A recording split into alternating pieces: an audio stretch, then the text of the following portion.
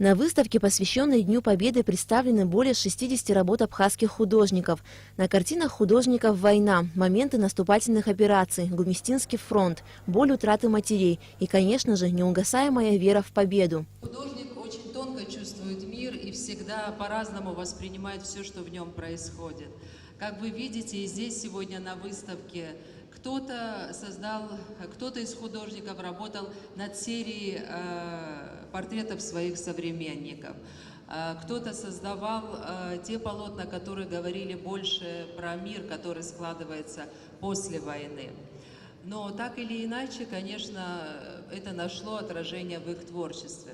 На выставке представлены и картины художников, которых уже нет с нами. Тариэла Ампар, Заура Аджба и Сергея Гаделия. 15 выпускников Сухумского художественного училища погибли в Отечественной войне. 5 из них получили высокое звание Героя Абхазии. 6 награждены орденом Леона, 3 медалью за отвагу. И данная выставка – дань памяти всех, кто отстоял независимость Абхазии ценой своей жизни. Для посетителей есть что посмотреть, увидеть. И дух той войны, которую прошли наш народ, отразилось в этих работах.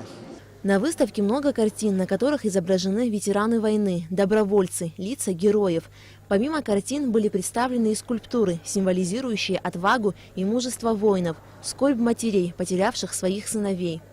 А картины молодых художников наполнены яркими красками, на них мир без войны. Выставка картин абхазских художников, посвященная Дню Победы, будет открыта неделю. Алика Трапш, Беслан Джинджолия, Абхазское телевидение.